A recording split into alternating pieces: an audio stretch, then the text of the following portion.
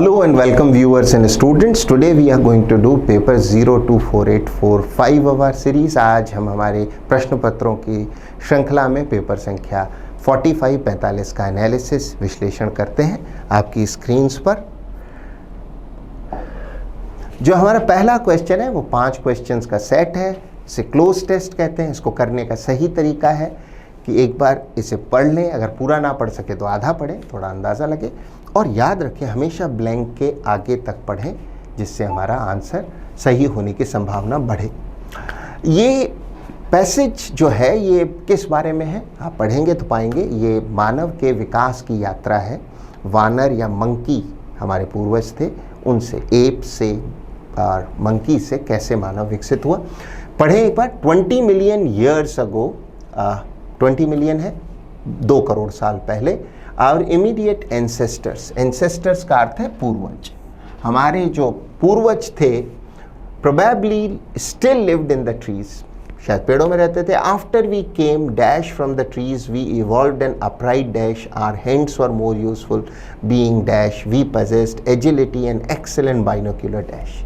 हमें अंदाज़ा लगा कि हमारे मानव की विकास यात्रा है। जो पूर्वज जो हमारे थे वो पेड़ों में रहते थे, वो एप्स थे, वानर थे, बंदर थे। अब पढ़ें। 20 million years ago our immediate ancestors, हमारे जो पुरखे पूर्वज थे, प्रोबेबली है शायद, probably still lived in the trees. Probably क्या है? शायद, शायद पेड़ों में रहते थे। After we came dash from the trees, we came down, हम पेड़ों से नीचे उतरे। We evolved an upright dash, आगे बढ़े। वी इवॉल्व्ड एन अपराइट, क्या होगा? आंसर होना चाहिए पोस्चर। पोस्चर है मुद्रा, खड़े रहने का तरीका, बैठने का तरीका। हमारा अपराइट पोस्चर हुआ, यानी हम सीधे खड़े, ठीक है, हम झुके हुए नहीं अन्य वानरों की तरह। पोस्चर, बाकी ऑप्शन देखें। पोजीशन आप जानते हैं, पोज का अर्थ भी मुद्रा या बैठने खड़े होने का तरीका है, पर सामान्यतः उस समय जब आप फोटो खिंचवा रहे हो या आपकी फिल्म बन रही हो, कोई शूट हो रहा हो, यानी एक खास समय के लिए हमारी जो मुद्रा होती है वो पोज है। जबकि जिस तरह हम खड़े होते हैं, बैठते हैं, सामान्य मुद्रा है, वो पोस्चर है। पोजीशन आप जानते हैं, पोस्टीरियर का अर्थ है पीछे का, पृष्ठ, जबकि आगे का होता है एंटीरियर, राइट। एंटीरियर की स्पेलिंग ANTERIOR, ये आगे का, पोस्टीरियर पीछे का या पृष्ठ। आगे बढ़े। अपराइट पोस्चर, अपराइट है सीधा खड़ा। Our hands were more useful being dash, क्या होगा? Hands were more useful being free, हाथ फ्री है, किसी भी तरह चलाएं आप उनको, क्योंकि आप सीधे खड़े हैं, आप झुके हुए नहीं हैं। फ्री, बाकी ऑप्शन देखिए। टाइट आप जानते हैं, लेजी जानते हैं, लूज है ढीला, जो इनमें से आंसर नहीं हो सकता। Our hands were more useful being free, we possessed, हमारे पास थी, एजिलिटी का अर्थ है फुर्ती, and an excellent binocular, binocular means दोनों आंखों से संबंधित या 2 आंखों से संबंधित, डैश क्या होगा? आंखों से विजन। हमारी जो विजन हो गई वो बहुत अच्छी, एक्सेलेंट बाइनोक्यूलर विजन, दोनों आंखों से। आप मानव में हम क्या देखते हैं? दोनों आंखों से देखता है, लेकिन उसका जो इमेज होती है वो दिमाग एक ही पढ़ता है, यानी बिंब एक बनता है, आंखें दोनों काम कर रही हैं, और आवश्यकता पड़ने पर एक आंख से भी वो देख सकता है। बाइनोक्यूलर विजन, बाकी ऑप्शन में टूल्स आप जानते हैं, स्किल जानते हैं, एबिलिटी जानते हैं। We had in course of time, in course of time mean समय गुजरने के साथ। We had in course of time dash many of the preconditions, we in course of time acquired, हमने अर्जित कर ली बहुत सारी और प्री कंडीशंस, और जो ज़रूरत की चीज़ें थी वो अक्वायर कर ली फॉर मेकिंग टूल्स, राइट। सीधा खड़ा होना, हाथ चलना, हाथ फ्री होना, बाइनोक्यूलर विजन। सो हमने और भी कई जो ज़रूरतें थी टूल्स या औजार बनाने के लिए, वो हमने पूरी कर ली। लॉस्ट आप जानते हैं, डिमांडेड आप जानते हैं, और फॉरगॉटन भूल गए, राइट। आगे बढ़ते हैं। अगला प्रश्न, प्रश्न संख्या 81। हमें जो अंडरलाइन सेगमेंट है इसको रिप्लेस करना है। The teacher was very angry at his student, जब आप किसी से नाराज़ होते हैं तो you are angry with him, क्रोधित है उस पर। कोई कार्य, कोई सुविधा की कमी, किसी परिस्थिति पर नाराज़ होते हैं तो एंग्री एट। जो परंपरागत अंग्रेजी है उसमें किसी स्थिति, किसी परिस्थिति, किसी काम में कमी, सुविधा की कमी आदि पर हो तो एंग्री एट व्यक्ति से क्रोधित हो तो angry with, so angry with his student, right. यद्यपि आज की आधुनिक डिक्शनरीज में व्यक्ति पर नाराज होने पर एंग्री एट और विथ दोनों अलाउ किए जाते हैं, पर जो परंपरागत अंग्रेजी है उसमें व्यक्ति से नाराजगी एंग्री विथ है। बाकी कोई भी ऑप्शन इसके समीप नहीं पहुंचता है। आगे बढ़ें। सवाल 82, हमें वन वर्ड सब्स्टिट्यूट बताना है। One who has become dependent on something, वो व्यक्ति जो किसी चीज़ पर निर्भर हो गया है उसे हम कहते हैं एडिक्ट, आदी, राइट। आप किसी, जैसे कोई टबैको कंजम्पशन का आदी हो गया है तो he is addicted to consuming tobacco और he is a tobacco addict, आदी। मेनिएक है जुनूनी, दीवाना किसी चीज़ को लेकर। ऑब्सलीट है पुराना, अप्रचलित। इसके लिए एक और शब्द है, अगर आप सिनोनिम चाहते हैं तो आर्केइक या डेटेड या आउटडेटेड, ओल्ड फैशन।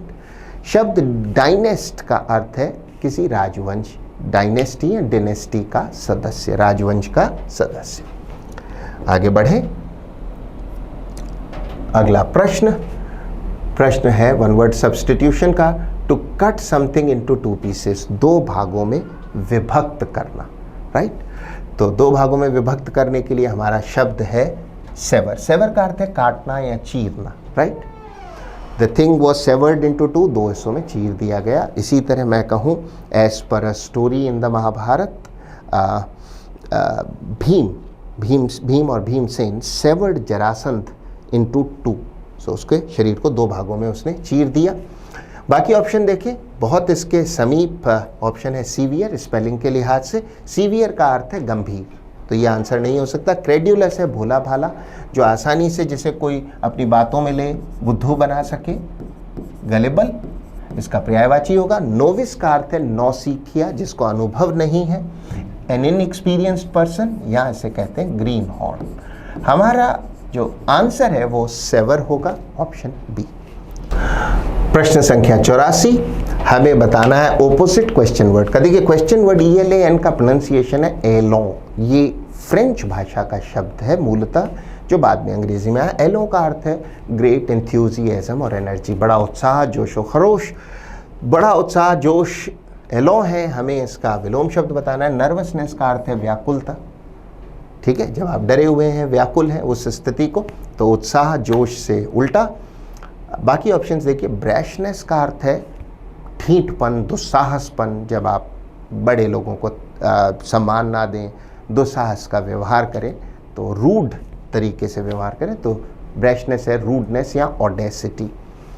डिग्निटी है मर्यादा, इज्जत। कंपोजर है शांति, एकदम सौम्यता, ठीक है। कामनेस इसका सिनोनिम हो सकता है, राइट।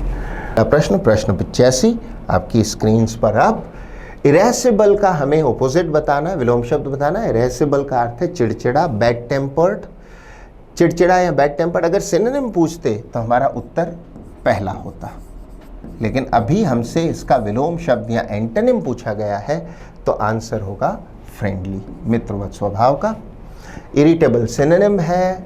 रोगिश का अर्थ है जो शैतानी स्वभाव का है, दुष्ट प्रवृत्ति का है, उसको कहेंगे रोगिश, राइट। और क्लेवर का अर्थ है चतुर। अगला प्रश्न, फिल इन द ब्लैंक करना है। 2 years have passed since he dash here। 2 years have passed, 2 साल हो गए हैं उस चीज़ को। तो जब वो यहाँ आया, मीन्स वो आया तो भूतकाल में होगा, जिससे लेकर 2 साल हो गए, तो since he came here, हमारा आंसर होगा C, third, since he came here, right. अगला प्रश्न संख्या 87, फिल इन द ब्लैंक करना है। It took the child a long time to recover dash the shock. आप किसी चीज़ से रिकवर हुए तो क्या होगा? Recover from. जो सदमा था उससे रिकवर होने में, उससे उबरने में बच्चे को बहुत लंबा अरसा लग गया। रिकवर अंडर, रिकवर ओवर संभव नहीं है। अगला प्रश्न 88। अब हमें इसमें जिस खंड में एरर है उसको पहचानना है, वही हमारा आंसर है। Identify the segment in the sentence which contains a grammatical error. उस खंड को पहचानिए जिसमें व्याकरणीय शुद्धि है। अ फ्यू कैबिनेट मिनिस्टर्स, जो प्राइम मिनिस्टर या चीफ मिनिस्टर जैसी भी स्थिति हो, उसके जो सबसे वरिष्ठ मिनिस्टर्स होते हैं उनको कहते हैं कैबिनेट मिनिस्टर्स। कुछ cabinet ministers were debarred to attend the monsoon session of parliament. Parliament के मॉनसून सेशन को वो अटेंड करने से उन्हें रोका गया। देखिए, आप डिबार्ड टू नहीं होते, डिबार्ड फ्रॉम होता है और इसके बाद आईएनजी फॉर्म आनी चाहिए। तो debarred from attending the monsoon session of parliament, right. उनको डिबार का अर्थ है किसी काम को किसी को करने से रोकना। किसी व्यक्ति को किसी चीज़ की सदस्यता या उसमें आने जाने का अधिकार प्राप्त है, किंतु किसी कारण से, उसकी गलती से, उसके दुराचरण से या ऐसी किसी परिस्थिति में उसे उस अधिकार से वंचित किया जाए तो he is debarred from doing that. हमारा उत्तर कौन सा खंड हुआ? बी। आपकी स्क्रीन्स पर प्रश्न संख्या 89, identify the segment in the sentence which contains A grammatical error. जिसमें ग्रामर की कमी हो, गलती हो, त्रुटि हो, उसे पहचानना है। ये सेंटेंस कंडीशनल सेंटेंस टाइप 3 है। 3 तरह के कंडीशनल सेंटेंसेस होते हैं, इसे टाइप 3 या लॉस्ट कंडीशनल भी कहते हैं।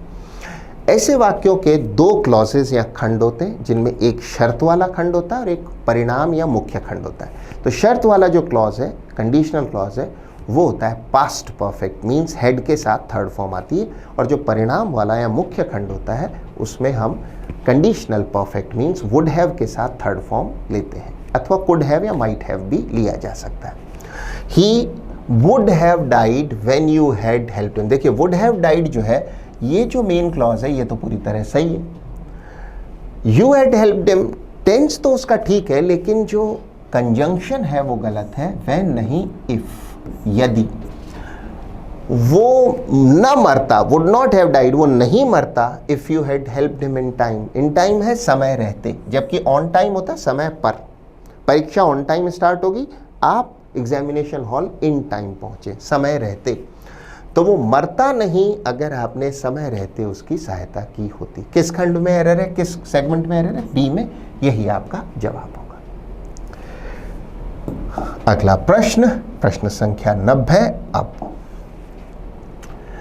Choose the one that best expresses the meaning of the given word.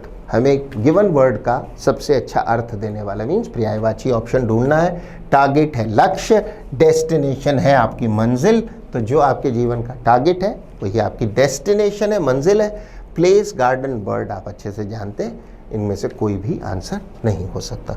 प्रश्न 91 पूरी तन्मयता से ध्यान दें। प्रश्न 91 अगला सवाल, प्रैग्मेटिक का हमें बताना है वो शब्द जिसका, जो इस शब्द का बेस्ट अर्थ देता हो, उसका सबसे अच्छा पर्यायवाची हो। प्रैग्मेटिक का अर्थ है जो व्यवहार कुशल है, जो प्रैक्टिकल चीज़ों को समझता है। प्रैग्मेटिक अप्रोच है तो आप बहुत व्यवहार कुशल, वाइज, दुनियादारी के हिसाब से सही अप्रोच अपनाते हैं। प्रैग्मेटिक का हमारे ऑप्शंस में अवेलेबल जो सही ऑप्शन है वह है चौथा, practical. Pragmatic view, pragmatic approach, pragmatic style of working. Intelligent आप जानते हैं बुद्धिमान, वाइज बुद्धिमान, इंटेलिजेंट कुशाग्र या बुद्धिमान, और रिलीजियस है धार्मिक। तो हमारा आंसर है प्रैक्टिकल, व्यवहार कुशल या व्यावहारिक। अगला प्रश्न, रीअरेंजमेंट का ये क्वेश्चन है। 4 सेगमेंट है, इनको सही क्रम में हमें वापस से अरेंज करना है। तरीका है पहले जैसा दिया है वैसे पढ़ें, एक बार हल करने की विशेष चेष्टा ना करें। टैगोर पॉइंटेड आउट मीन्स ध्यान दिलाया। वेरियस ईवल्स, ईवल से बुराइयां, इस शब्द को ईविल ना कह के ईवल कहें। Evils of society of that time, समाज की उस समय की बुराइयों की तरफ उन्होंने ध्यान दिलाया। And the beginning of the 20th century were very tradition bound, tradition bound है परंपराओं से बंधे हुए। The Indian people in the 19th through the Brahmo Samaj he tried, देखिए टैगोर नाउन है, ही उसका प्रोनाउन है। ट्राइड टू अबॉलिश, अबॉलिश होता है समाप्त करना। ईवल कस्टम्स, कस्टम से परंपराएं, रिवाज like child marriage and caste system. इतना पढ़ने पर यह तो अनुमान लग जाता है कि टैगोर ने जो योगदान दिया समाज सुधार में उसके बारे में। यहाँ पर देखिए सबसे अच्छे जो लिंक्स हैं उनमें पहला बढ़िया से बढ़िया लिंक है हमारा RQ, 19th and the beginning of the 20th century. दूसरा है टैगोर नाउन है, उसके बाद में उसका प्रोनाउन ही आना चाहिए, PS।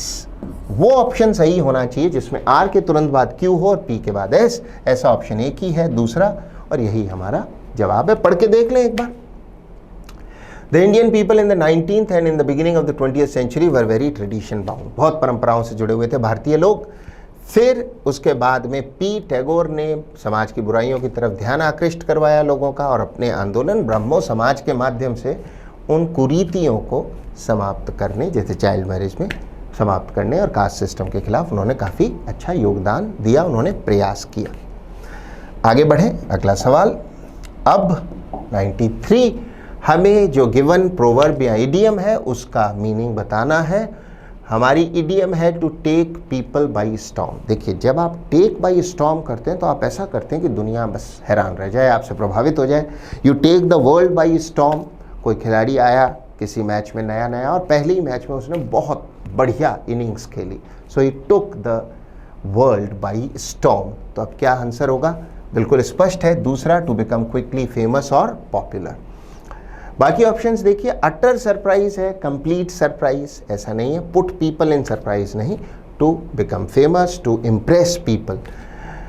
अगला है एक्सप्लॉइट, शोषण करना, पीपल्स एजिटेशन। एजिटेशन है आंदोलन, लोगों के आंदोलन का या लोगों में जो असंतोष है उसका लाभ उठाना, ऐसा कुछ भी नहीं। To bring out something sensational. Sensational का अर्थ होता है सनसनीखेज, जो अचानक लोगों में सनसनी पैदा करे, ऐसी चीज़ सामने लाना, नहीं, ये भी बिल्कुल नहीं। हमारा उत्तर है कुछ ऐसा करना जिससे आप फेमस या पॉपुलर हो जाए। अगला सवाल, हमें इसका वॉइस बदलना है। हमारा सवाल है, he was congratulated by his teacher on his brilliant success in the recent examination. यहाँ पर ये पहले से ही पैसिव वॉइस में ही वॉज कंग्रेचुलेटेड, और इसका टेंस कौन सा है? सिंपल पास्ट या पास्ट इंडेफिनिट। पास्ट इंडेफिनिट या सिंपल पास्ट में लिखा हुआ ये वाक्य है, इसको हमें पैसिव वॉइस से अब एक्टिव में बदलना है। तो एक्टिव में हमें सब्जेक्ट के साथ सेकंड फॉर्म चाहिए। His teacher congratulated him. His teacher congratulated him के कौन कौन से ऑप्शन में? वेल, सारों में ही है। On his brilliant success, his teacher congratulated him, for नहीं, ऑन, सो ये बी गलत हो गया।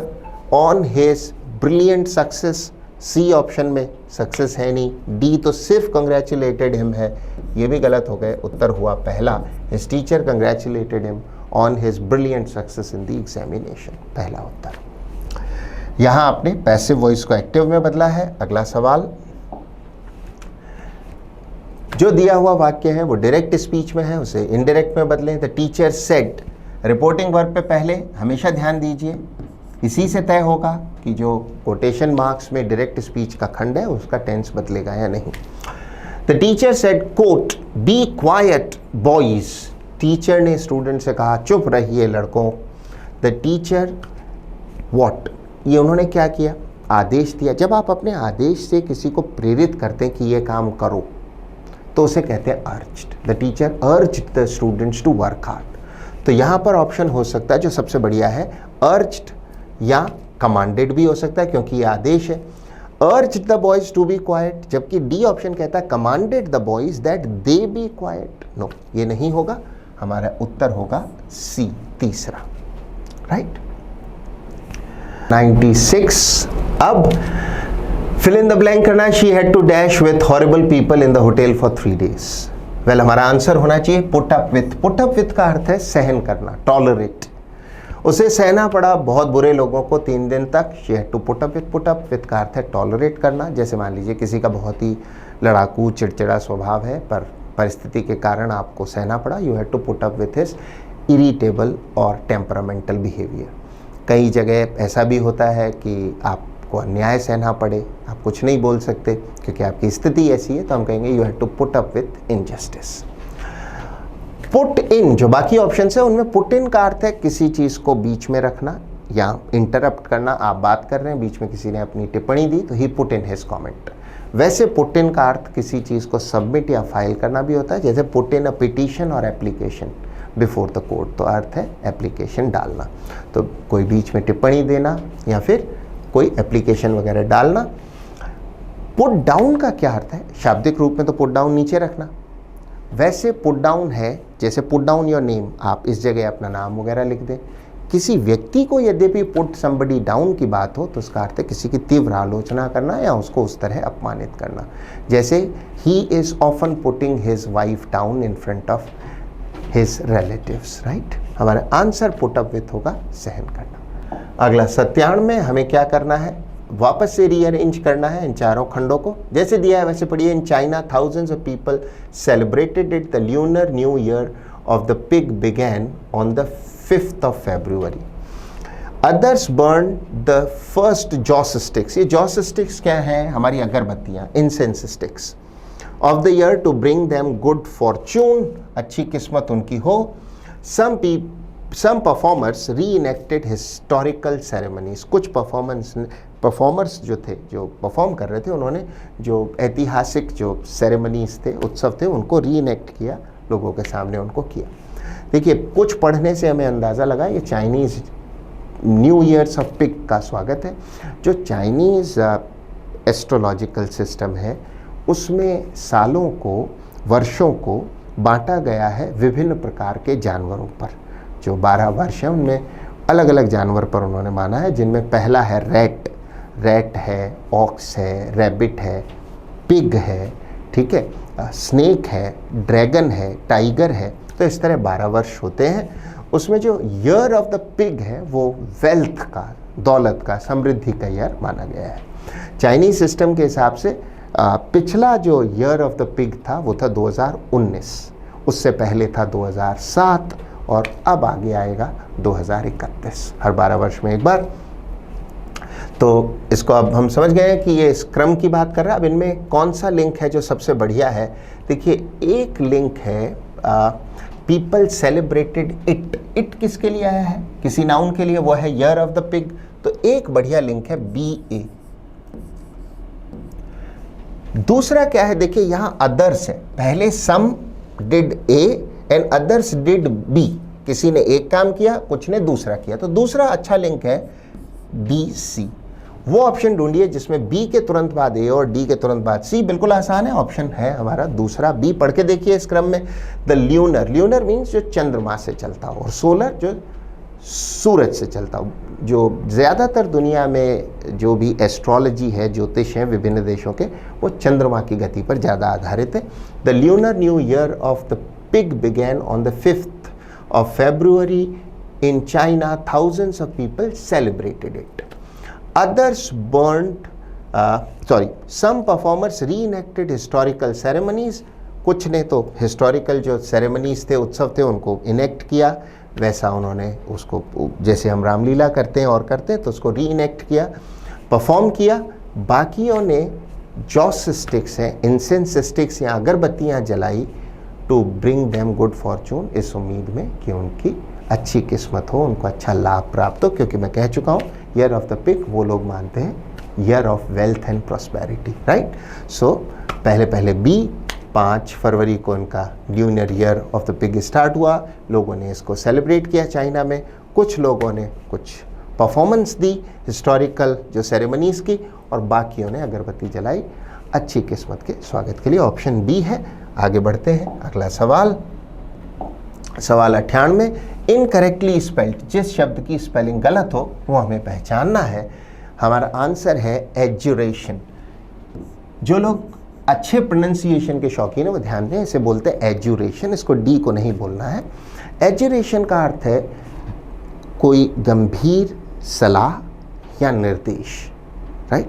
जब कोई आपको कहे कि ये काम करो और गंभीरता से कहे, तो इस गंभीर आदेश, इस गरिमामय सीरियस आदेश या निर्देश को कहते हैं एजुरेशन, राइट। Solemn command.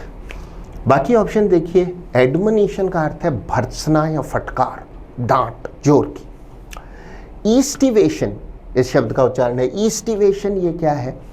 ईस्टिवेशन वह अवधि है जिसमें कुछ जीव निष्क्रिय हो जाते हैं, राइट। और अक्सर गर्म पीरियड में जब कुछ जीव निष्क्रिय हो जाते हैं, उस निष्क्रिय अवस्था को, उस डॉर्मेंसी को, पीरियड ऑफ इनएक्टिविटी को हम कहते हैं ईस्टिवेशन।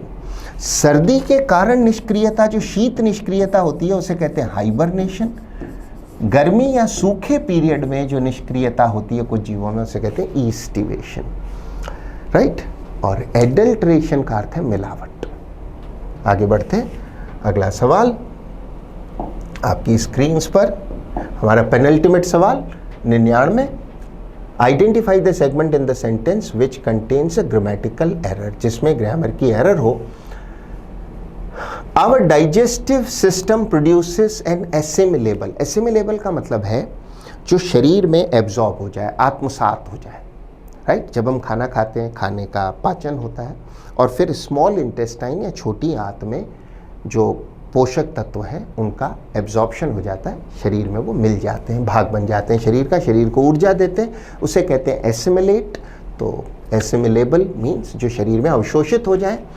Produces an assimilable nutrient rich liquid, एक लिक्विड बनाता है जिसमें पोषक तत्व भरे हुए होते हैं। दैट बिल्ड एंड नरिशेस, देखिए लिक्विड सिंगुलर है, ये जो रिलेटिव प्रोनाउन दैट है ये इस लिक्विड की बात कर रहा है, राइट। ये लिक्विड सिंगुलर होने के कारण बिल्ड में एस होना चाहिए, सिंपल प्रेजेंट का नियम है। सब्जेक्ट सिंगुलर हो तो वर्ब में एस ई एस जुड़ता है, जैसे आगे नरिश में भी है ई एस। तो ये लिक्विड निर्माण करता है, बिल्ड्स एंड नरिशेस, नरिश का अर्थ है पोषण करना, पोषण करता है our first body tissue and plasma. Plasma रक्त का वो लिक्विड भाग है जिसमें ब्लड सेल्स या ब्लड कॉर्प्यूसल्स नहीं है। सो रक्त का लिक्विड पार्ट, इसको वो क्या करता है, निर्माण करता है, पोषित करता है। आपका आंसर हुआ कौन सा, ऑप्शन बी, जिसमें एरर है, राइट। अंतिम प्रश्न आपकी स्क्रीन पर। अब select once again the incorrectly spelled word, जिस शब्द की स्पेलिंग गलत है उसे पहचानिए। देखिए स्पेलिंग जो गलत है वो सी ऑप्शन की है। एम्बिग्यूअस में ओ और जी के बीच में भी एक यू होना चाहिए। एम्बिग्यूअस का अर्थ है द्विअर्थी या कंफ्यूजिंग। जैसे कोई कहे काम पक्का हो जाएगा, लेकिन एक बार सोच समझ के बताता हूँ दोबारा। तो जब पक्का हो जाएगा तो सोच समझ के दोबारा क्यों बता रहे हो। लोग कहते हैं 4 बजे तक पक्का आ जाऊँगा, लेकिन एक बार फ़ोन करके कंफर्म ज़रूर कर लेना। तो जब पक्का आना है तो क्यों कंफर्म करना है। तो एम्बिग्यूअस का मतलब है द्विअर्थी, कोई चीज़ जो दो तरह से इंटरप्रेट हो सके या सामने वाले को कंफ्यूज करे। इसके लिए एक सिनोनिम है इक्विवोकल, कंफ्यूजिंग। बाकी ऑप्शंस देखिए जो उत्तर नहीं है। एक्रीमोनियस का अर्थ है कड़वाहटपूर्ण, बिटर, जैसे संबंध बड़े कड़वाहटपूर्ण हो। अगला है एलिक्रिटस। एलेक्रिटी कहते हैं फुर्ती को, एलेक्रिटी है फुर्ती। तो एलेक्रिटस क्या हुआ, क्विक, ब्रिस्क, एकदम जल्दी से हुआ, फुर्तीला, क्विक या ब्रिस्क। और एनोनिमस है जिसका नाम हमें पता नहीं है, गुमनाम, नेमलेस। एक गुमनाम कॉल आई तो कि कहीं बॉम्ब लगाया गया है। An anonymous caller called up to say that a particular flight was planted with a bomb, right. तो आपका जवाब सी है। So that brings us to the end of this analysis. हमारा एनालिसिस यहाँ समाप्त होता है। आप लोग तैयारी करें, इसको रिवाइज करें, फिर से प्रयास करें, वोकैबुलरी जो सीखें उसको यूज़ करें। All the very best. Thank you and bye bye.